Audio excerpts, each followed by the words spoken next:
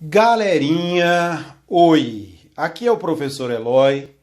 Nós vamos dar continuidade à nossa matéria de zoologia e hoje estudaremos com vocês o filo dos quinidários ou selenterados. Atenção no nome: quinidos, espinho, aquele que tem a capacidade de ferir a pele do banhista. Como nós vamos ver, muitas das espécies apresentam essa capacidade. Ou também selenterados de selentera, aqueles que apresentam uma cavidade interna, ou seja, aqueles que são os primeiros a apresentarem uma cavidade digestiva. Portanto, aqui nós temos os primeiros organismos do sub-reino, Enterozoa, correto? Por quê? Porque os poríferos, como vocês lembram, eles não possuíam tubo digestivo. Então nós damos um grande passo evolutivo aqui. Você observa que nós temos aqui representantes que apresentam boca, né? Na figurinha aqui eu estou apontando, nós temos um tubo digestivo, apesar de incompleto. Mas como a gente sempre começa falando sobre os representantes desse grupo, nós temos aqui dois grandes grupos de representantes entre os quinidários. Nós temos aqui as formas de pólipo, que são sésseis, são fixas ao substrato, então são criaturas bentônicas, porque vivem junto ao solo marinho, né? Ou são livres natantes, como a medusa, que tem sifonamento, que tem capacidade de mobilidade. Professor, se ela nada, ela não deveria ser do nécton? Isso é um grande pega. Ela vence as correntes marítimas?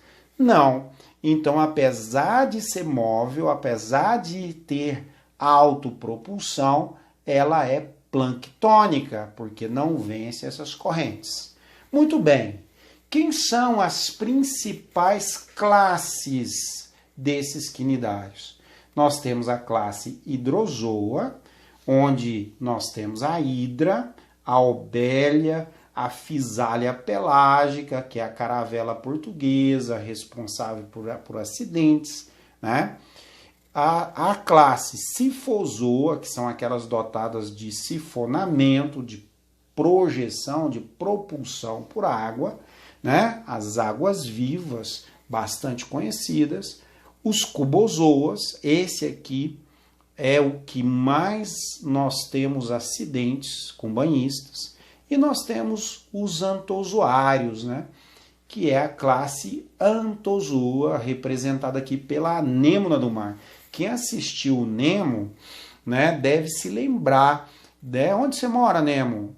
Eu moro numa anemonêmona, né? Então, aquela criatura onde o Nemo mais o pai dele vão viver para se proteger da predação, né?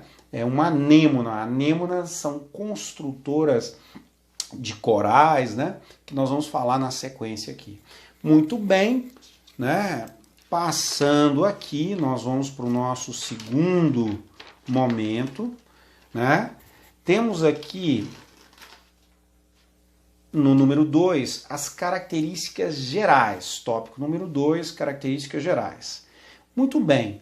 Quem são eles, né? Vamos fazer aqui uma descrição. Como a gente falou, é o subfilo eumetazoa ou enterozoa, a mesma coisa, né? Então eles são eumetazoários, eles apresentam uma cavidade digestiva. São diblásticos, como você já sabe, 2 folhetos embrionários. São protostômios, quer dizer que o blastóporo dá origem à boca, né? Toda aquela aula de embriologia fundamental para a gente entender isso, lembra?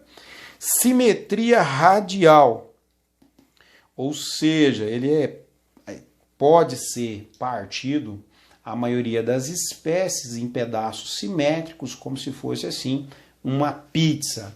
Aquáticos marinhos. Galera, são pouquíssimas as espécies dulcícolas, aquelas que vivem em água doce, correto? Então, são exclusivamente aquáticos, maioria marinhos e alguns poucos dulcícolas. Comem o quê? Predadores, predadores de pequenos peixes, de larvas, de crustáceos, entre outros animais. Aqui no tópico 3, nós temos a estrutura geral. Observem você que nós temos aqui um pólipo e uma medusa. Eles parecem que são um pouco invertidos. A boca no pólipo ela é voltada para cima. Na medusa, a boca e também os tentáculos são voltados para baixo. Dessa forma, nós temos aqui então a boca, os tentáculos. Observe que você tem uma epiderme, né? Ou seja, um revestimento externo, e uma gastroderme, que é um revestimento interno. Entre a epiderme e a gastroderme, nós temos a mesogleia. O que é mesogleia, professor Eloy? É essa região de preenchimento que nós vamos ver em detalhes logo mais. Essa área que nós achuramos aqui, pintamos aqui de laranja, ela corresponde à cavidade gastrovascular. Observe que essa cavidade que faz a pré-digestão aqui dos alimentos, ela além de contribuir na digestão, ela distribui, daí o nome dela, cavidade gastrovascular, porque é gástrico, porque faz digestão e também atua na distribuição, ok? Desse alimento pré-digerido. Muito bem, é isso. Vamos passando aqui então para a nosso próximo bloco. No tópico de número 4, eu trouxe para vocês aqui a organização celular. Então nós temos aqui um pólipo, tiramos um pequeno fragmento da parede desse pólipo e levamos ao microscópio óptico. Observe que essas células coradas aqui nós podemos então visualizar a estrutura celular, a organização celular. Observe que nós temos aqui 3 camadas distintas. A mais externa é a epiderme, nós temos uma mais interna que é a gastroderme. Então, atenção, a epiderme está voltada para o oceano, a gastroderme está voltada para a cavidade digestiva ou cavidade gastrovascular. E entre as duas camadas existe aqui uma substância gelatinosa, um colóide, que a gente chama de mesogleia. Nessa mesogleia, a gente vai começar por aqui, nós temos uma rede de células neuronais, de células nervosas. Então, nós já temos aqui um sistema nervoso bastante primitivo, que se conecta com células sensoriais que estão dispostas tanto na gastroderme quanto na epiderme, que são essas que eu coloquei aqui em amarelo. Então, nós temos uma rede difusa. Quando a gente observa a porção interna, a gastroderme, nós temos células glandulares digestivas que liberam enzimas para a digestão.